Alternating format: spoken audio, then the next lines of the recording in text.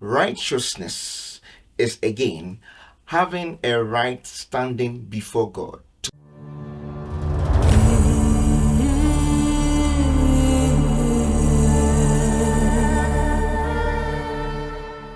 Shalom, people of God, and you're welcome back to your faith plug. We are starting a new series, and I'd like to introduce the series to you. We are starting a concept or a series on the concept of sin and righteousness, and we would like to start from the aspect of righteousness before we delve into the matters concerning sin. Now, righteousness is a topic that has widely been spread in the body of Christ. I mean, everywhere you go, we are here, righteousness, be righteous, be righteous, be righteous. Question is, what does it mean to be righteous? Are we truly righteous? Can we, by any strength of ours, become righteous? Or righteous is something that's imputed onto us or given unto us? Now, I want you to imagine this, that one day you just wake up and you are standing in front of a mirror and you're asking yourself these questions, and you are bewildered by the concepts. You're asking yourself a question: can I ever catch up? And you begin to remember the things that you heard from sermons, from people, from church people, from whoever it is, and all reality begins to hit you. Can I become righteous considering my past experiences? Can I become righteous considering who I am today? Is there hope for me, or God has forgotten about me? This is why we are here, to bring to you the truth, the liberation, to bring to you what is the mind of God, to bring to you what the scriptures spell out, and to tell you that you're on your way to liberation, to freedom, and to peace in your heart. This is why we are here.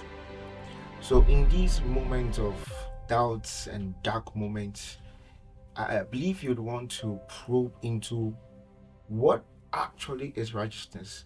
We want to unlock and decode the mystery of righteousness. So we start with the very first question: what exactly is righteousness? And is there something as righteousness? And is holiness and righteousness the same thing?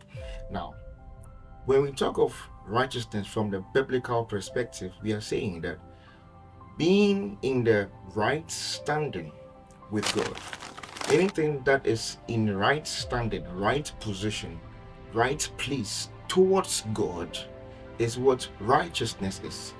It has nothing to do with misconceptions that pertain to what good and what evil is. I know this is sounding new to some of you, but the concept of righteousness is beyond moral standing. Today in our society, we are moral beings. Why are we moral beings? Because we are judged by what is good and what is evil. That's the society you're in today. So laws, punishment, commandments, reprimanding people is all around, what is good and what is evil. But all this, if you look in a construct that God placed Adam and Eve in, you realize that there were primarily two trees in the garden. Okay, there was the tree of life and a tree that gave knowledge of good and evil. Now, if Romans 5 is saying, let me read it for you.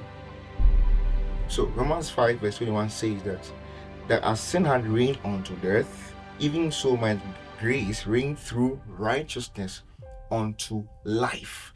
So what we determine as righteousness is reigning in life.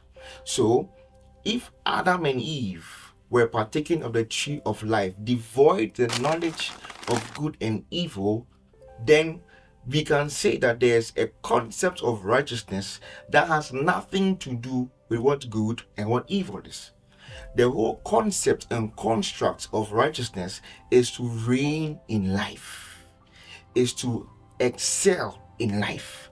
So as far as I am of God, as far as I am in God, as far as I'm in a right standing with God, then I am living a righteous life.